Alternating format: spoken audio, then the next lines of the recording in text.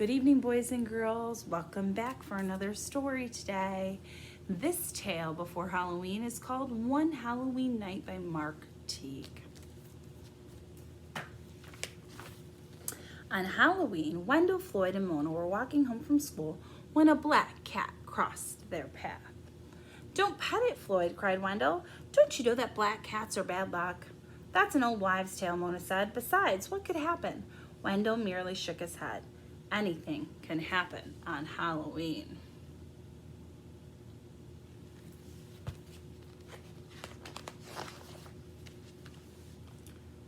In fact, something did happen as soon as they got home.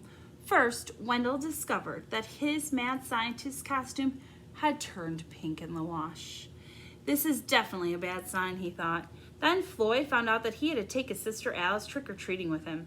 "Pirates don't have little sisters," he complained. Worst of all, Mona's mother insisted that she go out dressed as a fairy princess. "I look ridiculous," Mona protested. "Nonsense," said her mother, and handed her a magic wand. They all felt gloomy that evening as they set out trick-or-treating and hoped that no one they knew would actually see them.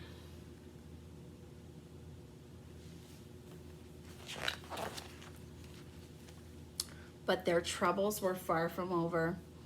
At some houses, they were surprised with tricks instead of treats. Look at how gorgeous that illustration is. I don't know, that would probably freak me out if somebody did that at their house. At other houses, the treats were weird or awful. Soon their bags were full of candy with names like broccoli chews, sweet and sauerkraut, and eggplant fizzlers. "I can't believe this is happening," Wendell grumbled. Oh, there's that black cat still with them. At that moment, a screech of laughter came from down the block. Floyd peered through his spyglasses and groaned. "It's Leona Fleeshbish and her nasty friends." "Not them," Mona squeaked. "They're the worst." "We'd better run for it," cried Wendell. Floyd led down a hidden path through the woods behind the old Dreddle house, but soon Leona's jeering voice rang out. "We see you! You can't hide! The chase is on!"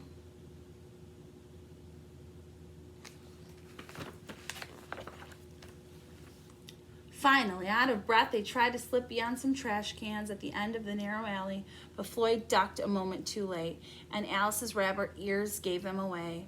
Leona squealed with delight. "Yo-ho-ho, I see something funny. It's Pirate Floyd and his baby bunny." The witches roared with laughter and slapped each other on the back. Now, we've seen characters like this before. What character trait do they show us? Floyd winced, but as he drew his saber, his face lit up with a pirate's grin. First, he kept the witches at bay so his friends could carry little Atlas to safety. Then, growling like a movie pirate, he swung out of reach on an overhanging tree limb, turned a quick flip, and somersaulted backwards over the fence.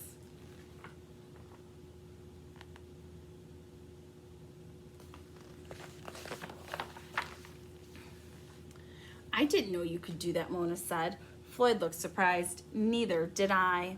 "Come on," shouted Wendell. "They're right behind us." They ran until they found themselves in an even stranger part of town. "It's pretty creepy around here," muttered Floyd. Wendell suggested they hide in the graveyard, but Mona scoffed. "You've got to be kidding me." "No, it's perfect. They'll never follow us in a place like this." Would you go there at night? Actually, the witches didn't mind the graveyard at all. "We see you, Wendell," Leona crowded. "What's wrong with Wendell? Let me think. He must be mad because he's dressed in pink." The witches shrieked and hooted, laughing so hard they nearly cried.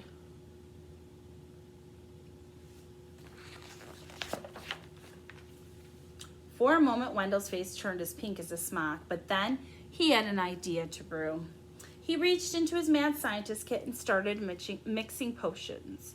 Drink this, he told his friends. It will make us invisible.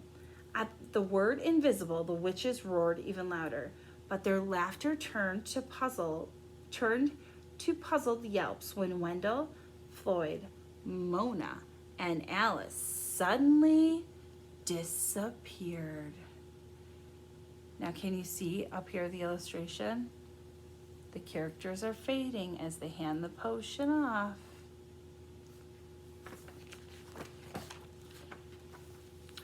By the time the potion wore off, the children were several blocks away. Everywhere they turned, haunted houses creaked and moaned. I've got a bad feeling about this, said Floyd. Can you make us invisible again, asked Mona. Wendell nodded, but when he opened his mad scientist kit, it was empty, and suddenly the witches were approaching.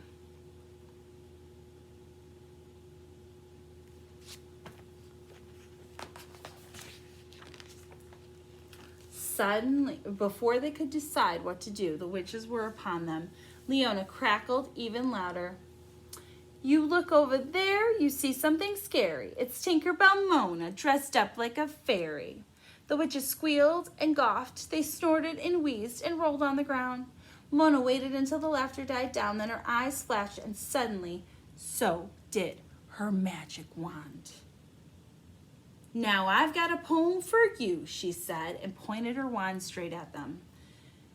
Ibbity bibbity bobbity boat, Leona Fleabish, you're a toad. Uh-oh, what's gonna happen here? Do you think it's gonna work? Is her wand gonna be magic?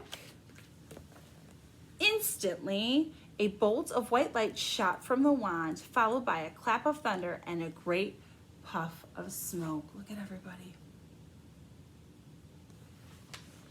Uh-oh. Uh-oh. The next thing they knew, Wendell, Floyd, Mona, and Alice landed right back on the corner where their evening had began.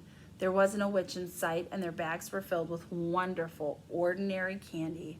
Wendell stared at Mona's wand. How did you do that? She just shrugged. You said anything can happen on Halloween.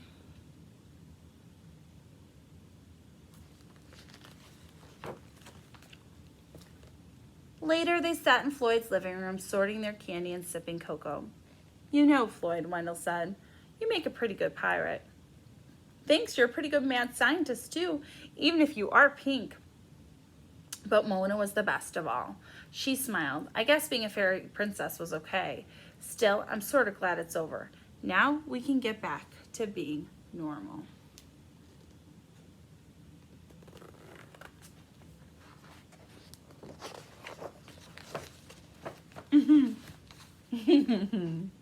After a while, Leona Fleabish even stopped being a toad. So her wand really did work. Well, that was a sweet little tale, wasn't it? Tune in next time for our next one.